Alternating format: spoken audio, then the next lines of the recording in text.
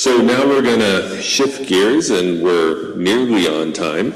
We're going to move to our professional development session, and I'm going to turn the floor over to Mira Habashi to give us some update and looking forward to the exciting professional development.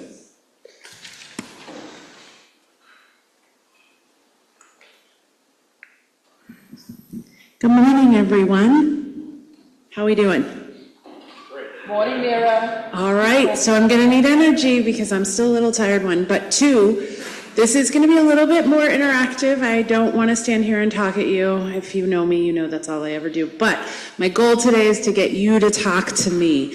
So as you all heard a little bit yesterday, and maybe you've seen on the Spectrum website, my role is community development, right? And so we take the opportunities that we have to increase the professional development opportunities that are available to our center members. And today we're going to do a little bit on leadership and emotional intelligence. So can I control the slides, or do you do it? This? Where? On the Is it? This is a microphone, yeah? I promise you. No, it is not here. I promise I didn't see it.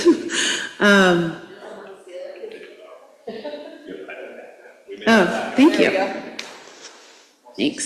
Sorry about that, y'all. I should have been a little. Oh, wow, this is fancy. No? The screen button. All right, here we go, y'all. I haven't had my third coffee yet. I promise later today I'll be a little better.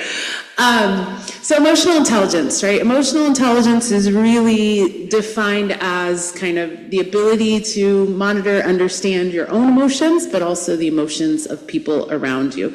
You'll often hear it called EQ, kind of just a play on IQ, right? So it's your intelligence for emotions, right? And how you are able to use those to successfully navigate situations. So I want to pose a question for you. I'm sure many of you have heard about EQ, emotional intelligence. It's a very big topic nowadays, especially in leadership. Why is EQ important for leaders? Why do we think this might be something important for us to understand? If we become leaders, if we want to become leaders, Dealing with conflict. yeah, dealing with conflict, right? Leaders often deal with conflict and understanding how people feel, right? Or their experience in that conflict and where they're coming from. Yeah? Being able to read the room. Yeah. How do people feel about what you're saying? Yeah, absolutely. So how are people taking in the information I'm giving them, right? When you all sit here quietly, it really feels like I'm boring you, right? And so maybe I need to up my energy, right? Or become more entertaining, right? So I can read the room. Yeah. So to aggregate efforts towards one bigger goal? Yeah, so you heard a little bit from Rich yesterday on our panel, right, about the ability to influence and persuade, right? And so we often use emotions, right? I think this is a pattern we see in kind of modern day leadership, right? In all leaders across time, right? We can use emotions to energize people towards a common goal. We can use emotions, right? Different emotions to get people to avoid behaviors or avoid topics, right? Avoid things. But we use emotions, and if we can successfully kind of read how people are feeling about what we're talking about, then we can use those emotions to influence people's behaviors, right? And you cannot be a leader if you have no one who follows, right? It's inherent in the word. To be a leader, you have to lead something or someone, right? And so people need to be energized to follow you, right, in whatever direction. And so it is very important for those types of things. And so, you know, it is it's important because it's been identified as kind of related to successfully navigating social situations. People who have a higher EQ tend to have better success navigating social situations, are more likable, have kind of people who are more willing to for lack of a better word, submit and follow, right? People who are more willing to express satisfaction in their jobs, in their environments, right? In the things that they're doing, right? All kinds of important reasons to be high in EQ. And we know when people are happy, when people are willing to follow, when people are listening, when people feel validated and heard, because that's a big part of emotional intelligence is not just understanding and using those emotions, but validating them, right? Like, because you truly understand why a person feels this way, right? I truly understand why you're feeling this way. I empathize with you. Let's try to do something together, right? And so people tend to have better performance when leaders have higher EQ, right? They feel validated, they feel satisfied, they want to perform for the person that leads them, okay? Now, we're gonna talk about today kind of 4 different skills that really kind of encompass EQ. And so the goal of today is to really talk about what EQ looks like, but really to give you time, so we're gonna do just a couple of quick activities, I don't have a lot of time with you, to kind of increase some of these different skills. So we're gonna spend a lot of time today on self-awareness. And I will say, I think, you heard kind of Nick talk about the center goals yesterday. And one of our center goals since the inception of the center has been to increase people's awareness and ability to lead, I think, right? It's looked different under different federal administrations, right? But the goal has always been that we have an environment in which people feel satisfied, feel like they can perform, right? And we believe that the best way to do that is increase the awareness of your capabilities, right? Your strengths, your weaknesses. So we're going to spend a lot of time on self-awareness today, okay? And talk about what that might look like in the future for the center, because we have shifted in the way that we're doing this, right? But I want to talk really quickly about the other 3, because I think you heard a lot of it come up in that panel that Rich talked a little bit about yesterday, right? So what you see here is kind of the 4 skills. It's really it's a 4-quadrant based approach because there's 2 dimensions here, right? Self and other is across the top, right?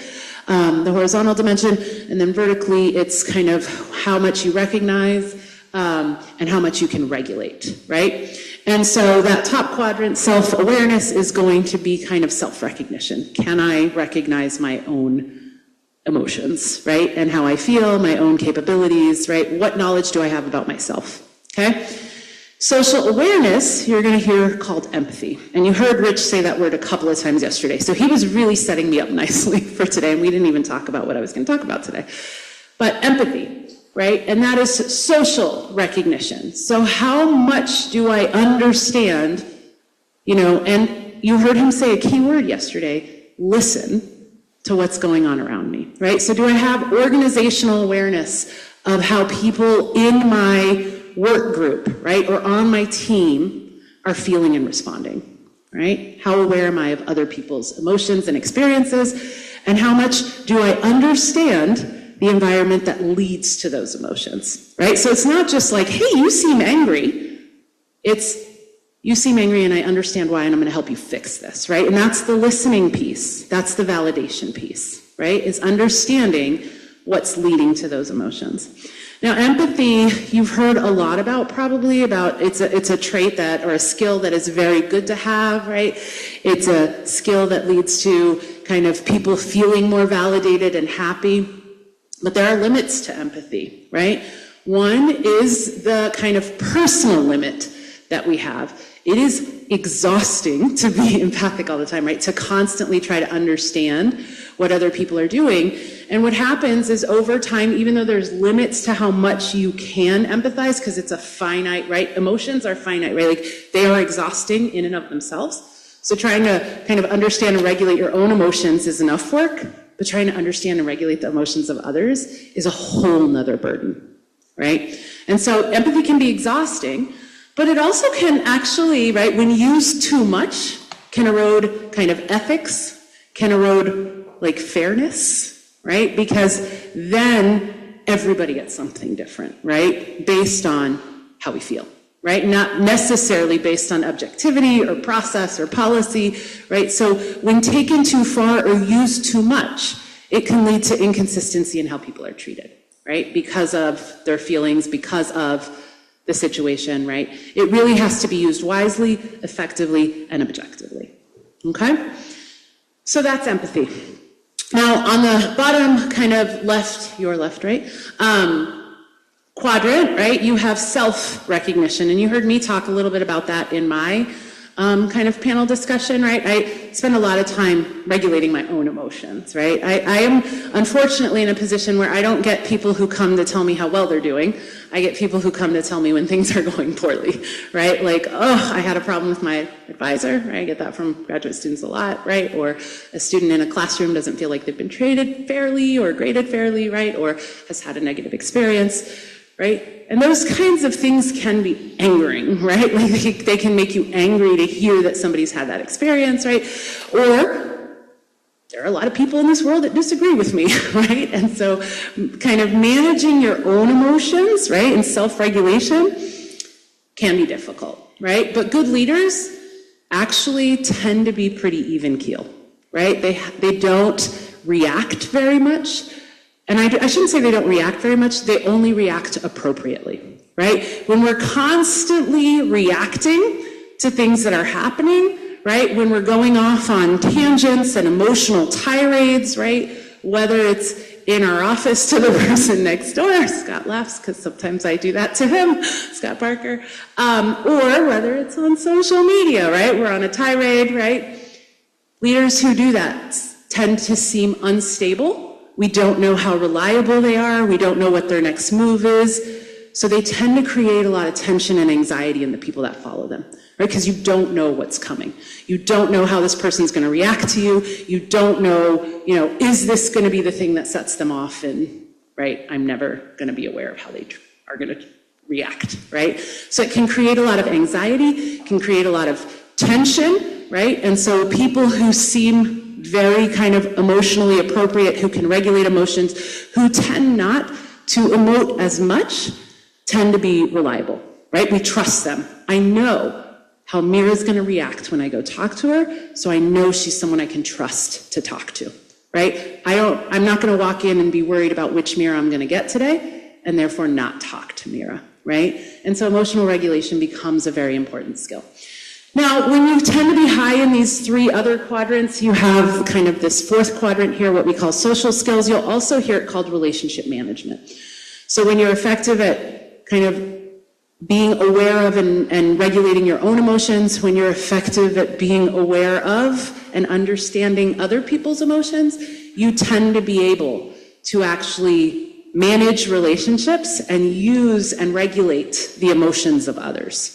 Right? And I don't mean this, it sometimes sounds manipulative, right? Like use other people's emotions, but people emote to tell you something, right? Like we use our emotions. Emotions are a very strong indicator of behavior and reaction, right? When I feel fear for a reason. When I feel happy for a reason, and it tells you information, right? And responding to that appropriately and helping me regulate that, right? Helping me remain happy or helping me reduce fear is when you become trustworthy to me, right? I know how Mira's going to react. I know how Mira can help me, right? Mira is socially skilled and manages our relationship well. I think very highly of myself, so you're going to hear me as an example a lot today, right? And so people who have kind of high levels of social skills, right, they tend to kind of shift emotional tenors of a situation. And I have a person at work like this, right, like I can walk into her office and I just feel calmer, right? Like there's people who just emote calmness, right? Like you're all wound up and you know this is the person I can go to, this is the person that's going to help me regulate, this is the person who's going to get this job done for me, right? The calmness, they spread the calmness, right? So they shift that emotional tenor. They're very effective listeners. They make you feel validated in your emotions, right? They don't minimize. It's not, hey, let's talk about what's happening today, and oh my God, I can't believe you said that, or oh my God, I can't believe you reacted that way, right? I react that way, I said that for a reason. Maybe I made a mistake, but in the moment it was what I did, right? Like help me validate it, help me validate my feelings, and teach me how to do it better maybe, right? And things like that. And so people who are high in many of these skills, right, will be good relationship managers, okay? Now, self-awareness is where I think leaders have the opportunity to kind of increase their emotional intelligence, right? As you become more self-aware in how people are kind of experiencing you or how you're experiencing things around you, it actually helps you develop some of these other skills, right? People who are very self-aware tend to then be able to kind of regulate better, right? I know how I'm going to react. I know what my strengths is. I know where to put myself to be successful, right? I know what I'm good at. I know what I'm bad at, right? Because then that leads to, I know who to surround myself with, because these are my weaknesses and I need people who can maybe help me overcome that. Maybe help me be a good leader and help me fill in the gaps, right? Or I know where I'm strong, right? And this is going to be the type of people I can work with, right? So we tend to have to increase our own self-awareness to increase our other awareness and our regulation of everybody's emotions, right? So we have general self-awareness, right? It's just knowing a lot about yourself, right? Knowing your strengths, your weaknesses, things like that. But we tend to break this down in research into two really different types of self-awareness. So the first is internal self-awareness. So how much do I know about myself, right? How accurate am I, right, about my own kind of values, my own passions, my own motivations, right? My own kind of behaviors and my own reactions to the environment, right? We can have some general self-awareness, but kind of have an inflated view of ourselves, a deflated view of ourselves, right? But the more internally self-aware you are, the more accurately kind of you're perceiving your own kind of strengths and weaknesses, aspirations, motivations, right? The kind of less anxiety and stress you experience, right? You know where you are, you know where you should be, right? And you feel a level of certainty in what you want, right? There's not that uncertainty in what am I doing? Where am I going? What is my goal here, right? Like, what is going to make me happy? People who know those things, who have high internal self-awareness, just tend to be happier, right? Because I know what's going to make me happy. I know what's in my environment and going to kind of lead to positive outcomes. Now, the second is what we call external self-awareness. So I can be pretty internally self-aware, but I may have no idea how other people perceive me, right? And that's external self-awareness. So I might think, like, I know my aspirations, I know my passions, I know my motivations, I know what makes me happy, but I might have a very different view of myself than people are, right? Or I might have a very inaccurate view of myself, right? Because it's so based on what other people perceive, right? That's not in line and things like that, right? So there's a piece of how are other people experiencing me as well, right? And you can see here, when it comes to external self-awareness, right? How are other people perceiving me? Are other people accurate in what they see about me? That you actually start to see things like those other skills come up. Empathy, right? If I can accurately kind of perceive how you're perceiving me, then I'm probably good at understanding your emotions, your perceptions, and what drives you, right? And so having kind of an internal self-awareness is going to be important, but that external self-awareness is going to help with some of that self, or that other, right? That social recognition, that social regulation, and things like that, that empathy, okay? Now, there is a tool that we tend to use, and so this is what we're going to spend some of our time on today. And I think we have plenty of time to do the two activities I have planned, right? So there is a tool that we use kind of in the communications literature, in the organizational kind of theory literature and things like that. It's called Johari's window. So you've got our three bestest people out there, Julie, Emily, and Stephanie, are passing out Johari's window. So you're going to get something that looks like this. And I'm going to run through what Johari's window is. Johari's window was actually developed in the 1960s by two researchers. It's actually a combination of their first name. It's Joseph and Harry, so they called it Johari's window. And it's a communication tool that is often used for team development, okay? It's used to increase and enhance kind of our understanding through communication of the people around us. And it's really designed to increase your internal self-awareness, right? And your external self-awareness. Right? And again, this is going to be kind of two-dimensional, so you've got 4 quadrants here, and we're going to have you work in your little groups at your table, or you can find someone who knows you well or something like that, right? And I'm going to tell you why in a second. But kind of, there's all different types of information about you, right? Things that you know about yourself, things that people know about you, right? And things like that. And we can take all of that and put it together. And Johari's window defines kind of 4 quadrants of information. Your open pane, or what you'll also hear called the arena, is the information that is open to everyone about you. You know it, they know it, right? And it's called the arena because it's what you allow people to see. It's the performance, right? It's where you stand and how you act and what you allow people to see, right? So that's your open pane, the information you know about yourself that is shared with everybody, okay? And then you have your blind pane, right? Your blind pane is going to be the things that other people might know about you, but you might not be aware of yourself. Right, so it's your external, right? Like there's a mismatch in what people see about you and maybe you see about yourself, right? So kind of things people are perceiving, noticing about you that maybe they haven't shared with you, or that would be kind of a revelation for you, right? And you don't have to be in therapy to get into your blind pane, right? Like there are people in your room that probably notice small things, right? There's often kind of people who notice maybe physical things about you, right? Like tics or nervous gestures that you don't notice, right? And things like that. But then there's also personalities and characteristics that people notice that you might not be as in tune with. That's your blind pane, okay? Your hidden pane, mine is huge, right, is the things I keep to myself, right? I don't want you to know all of these things about me, right? And there's different reasons we do that. Some of it is the line between personal and professional, and some of it is just maybe I don't like something about myself. I'm going to keep it a little bit inside to me, right? Things like that, right? And that's your hidden pane. And then your unknown pane, right? The unknown pane is like this journey of self-exploration, right? It's the stuff nobody really knows. And that's where some of the things we do in the center can help, right? And you'll see how in just a minute, okay? So, when we have a new team member, so some of you are at tables with people who maybe have just joined the center as students or graduate students, right? Some of you are at tables with people who have been you've known for decades, right? But when you have kind of a new team member or someone who's joining a team or a new team in particular, right, the unknown area tends to be pretty big.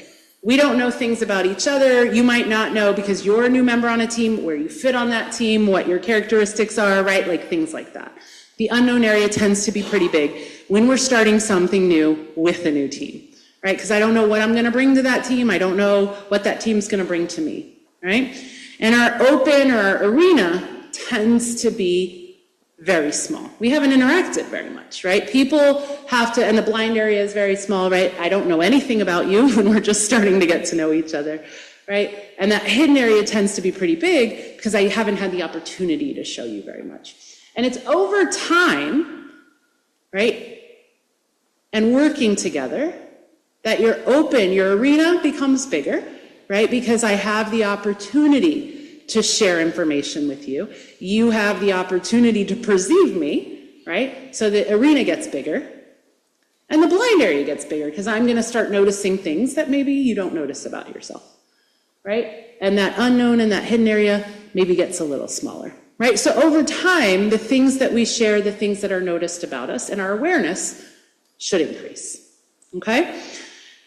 Now, there's processes that will actually help you grow your arena, right?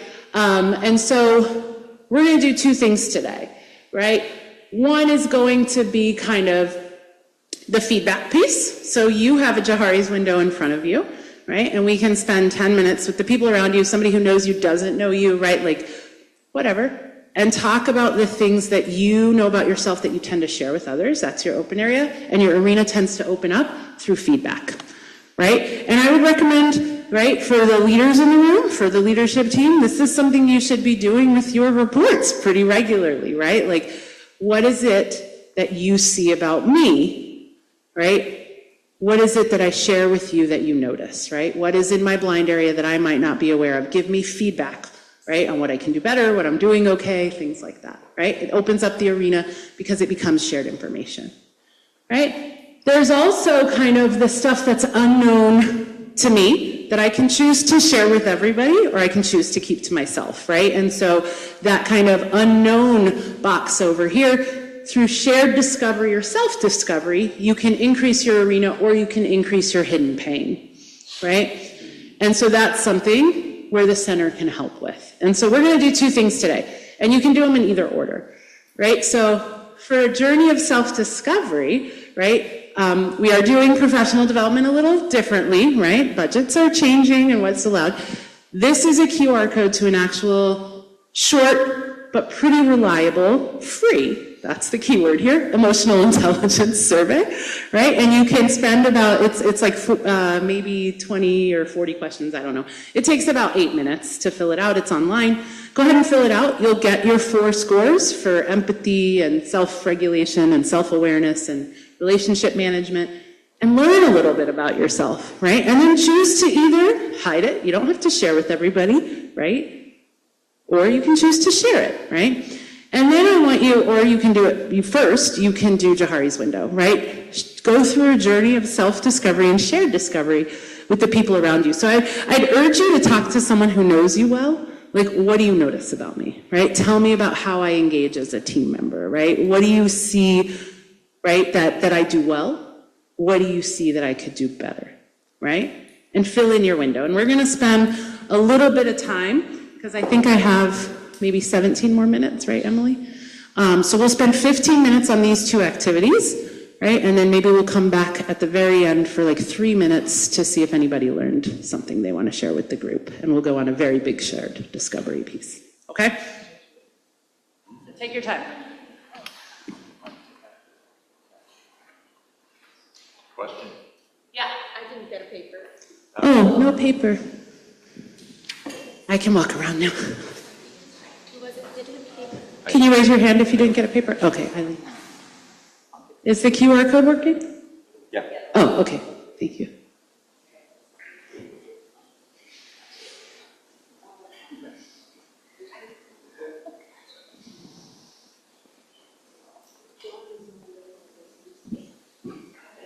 And one thing I hate about the free survey, that remember is free, so I can't change it, is it says I always. For a lot of the questions, always is never a thing. So interpret that as I usually react in this way and not I always react in this way, because always is never a thing.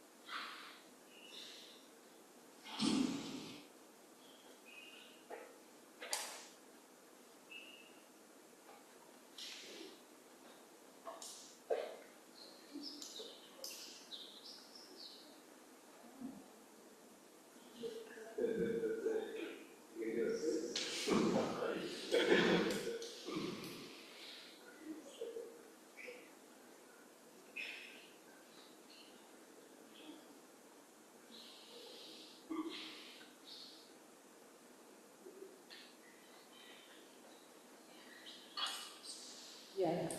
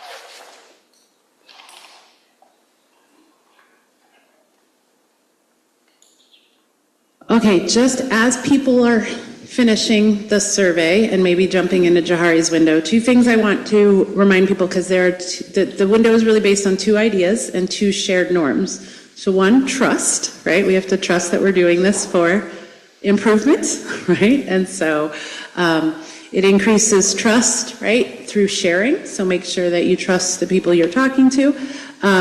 And that the goal is actually learning through feedback, right? It's developmental only, right? And so that becomes the idea with Jahari's window. One, you have to trust that people are doing this with good intentions and for learning only. So if you want to kind of take a stab at learning a little bit about you or talking to people, it is kind of neat to see people who met you 2 days ago when this started and say, what have you noticed about me, right? What have you noticed about me? What's your first impression? I always love people's first impressions of me because they're usually pretty accurate. But I don't have a very big hidden pain, in case people are wondering. But yeah, so ask around, but remember, trust and learning. Those are the two things that are going to be shared norms for Jahari's window.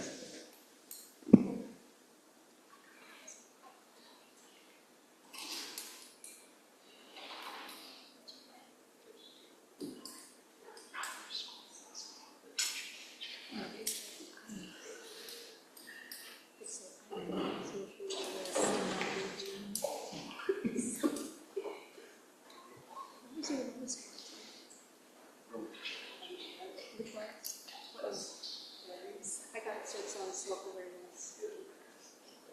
They're like economic awareness.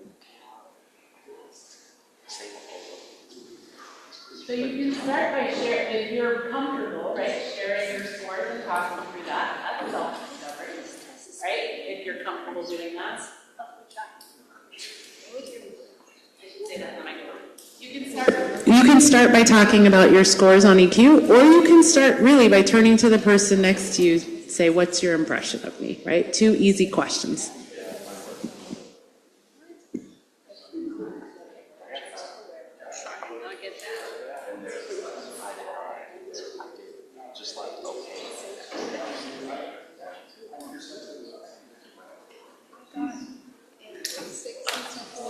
It's not the best, it's not the best number. 9 was social awareness, and a 10 out of 10. I mean, much conscious. That feels fast enough.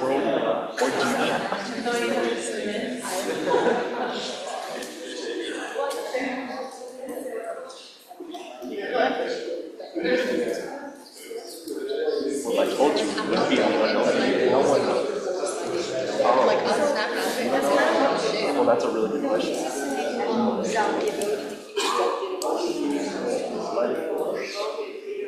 Who knows what I do? I don't know one.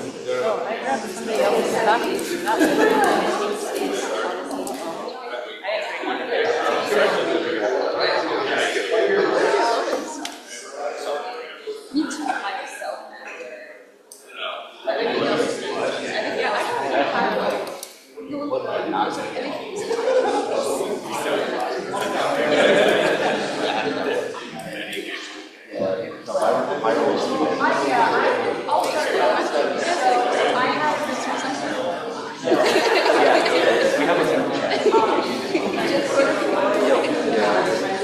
They're like, guys, today we're going to be dressing. You guys are like the power couple. For some reason, I associate this exactly. So MIT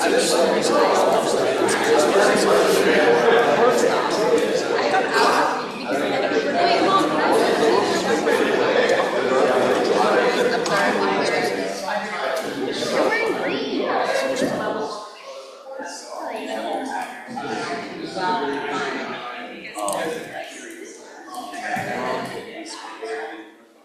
This is wrong. This is I know that. This is wrong.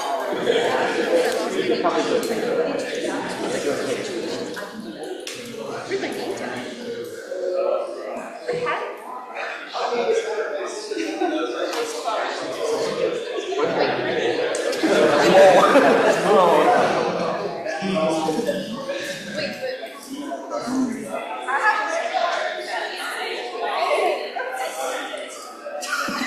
I just noticed this.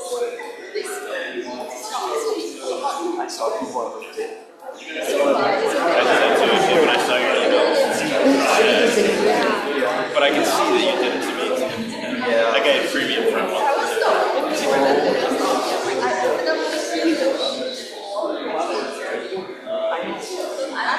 I just want to see what you guys. Well, yeah, exactly. Because I wanted to see, like, I don't know, because I wasn't sure if it was going to be all, like, that was, like, the context that was finished, and it's, like, my professors about it. You guys have like big Surprising. There's just one guy. There's this one girl. He posts all Yes. the time, and it's, like, about nonsense. Like she's like, you know how on LinkedIn like people just like make themselves feel better, but you know she doesn't even try to lie. She's like, I was just like to let you guys know I am better than you. Like she just like straight up says it.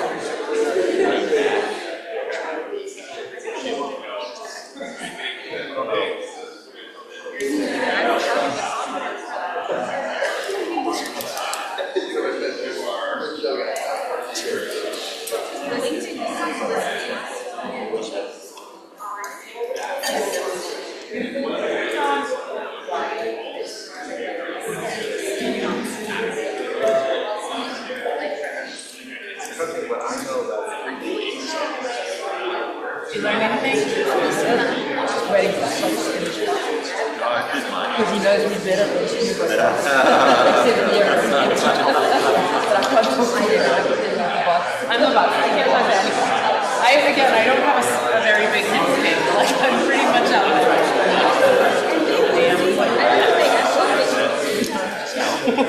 Anything surprising? I was surprised. I'm not going to pick my taste. I mean, like, I think the one that's useful, but the one thing that was my social. My first part. Yeah. So I just like learned it as a relationship.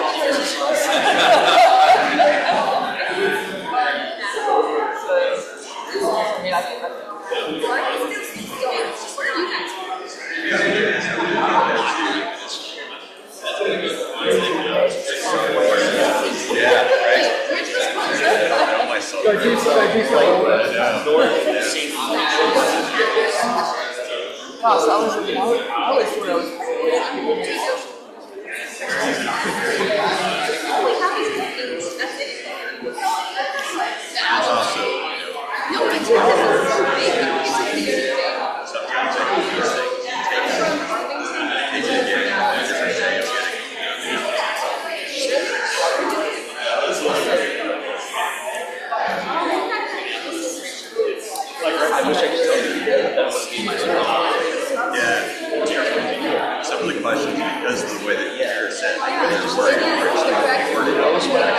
always do this well. Always do that.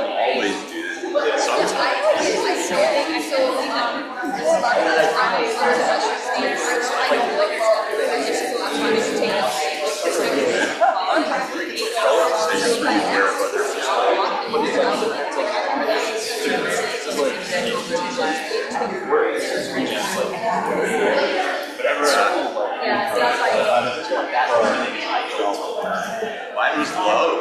Well, middle. I mean, lower than I thought it would be.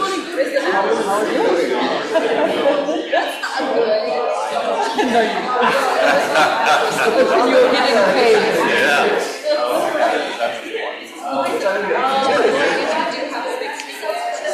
Listen, as far as I'm concerned, from my point of view, anyone who needs space and understanding of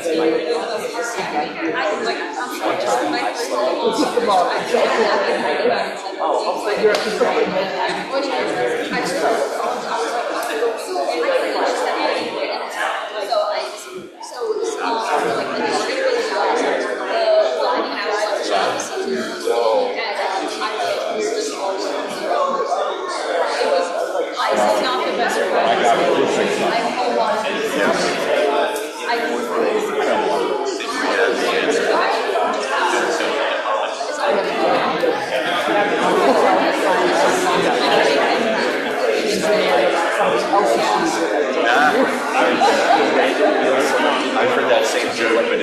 it's comparing the extroverted engineer to the regular.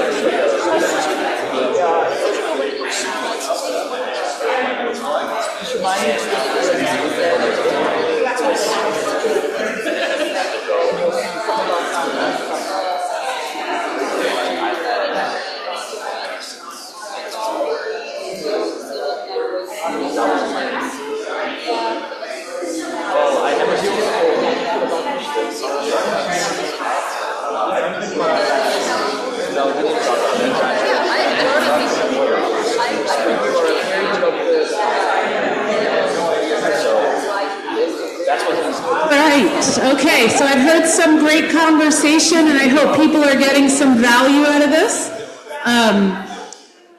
Again, it's a quick and dirty EQ survey, but I hope you got kind of results that you feel help with your self-discovery or shared discovery, however you shared that. But I would also say that, like, as we're moving through this redefinition of what Talent Ed, our new working group title will be at some point, right, is doing, right, the goal is going to be to open up that self-awareness. Even when we were doing kind of the IDI, the Intercultural Development Inventory, the goal was self-awareness. How can we kind of learn about our behaviors, our traits, our interactions, and become better at leading, right? And so as we're kind of redefining how we do professional development and leadership development in the center, I'm hoping that activities like this will lead to people coming to me and saying, hey, I really want to learn about this, right? I really want to become more self-aware. Help me find a survey that tells me about how I engage as a team member, right? Help me find a survey that tells me about kind of how, you heard a lot about introversion and extroversion yesterday, right? Like, it's a very, very hot topic, but there are real scientific ways we can measure how you engage in teams and things like that, right? And so looking for those kinds of recommendations, those wants for what the center members want to engage in so that we can continue to develop and increase our self-awareness and become better leaders in the center and better leaders of kind of the spectrum field, right? Like, the goal is to be the leading kind of knowledge center, research center, right? Education center for spectrum related issues and things like that, right? So that will take a group of leaders, right? Whether you're on the leadership team or not, that has these strong qualities that help us lead in ways that make people want to follow, right? And so my goal, right, as director of the working group, is to increase that self-awareness, is to help us go through this path of self-discovery, and a lot of times it's going to be shared discovery about what the center looks like and what our strengths are. So we'll be kind of asking around about what people want to learn about, what people want to hear about, how we can develop kind of and measure the things that are most important to you. We are not allowed to require things of people anymore in my domain, but that's why we want to get shared consensus on how we want to grow. So that'll be kind of a goal of the center in this last half year of 5 and beginning of 6, whatever we're in. Okay? All right. Thank you, everyone. I think I'm out of time. Great.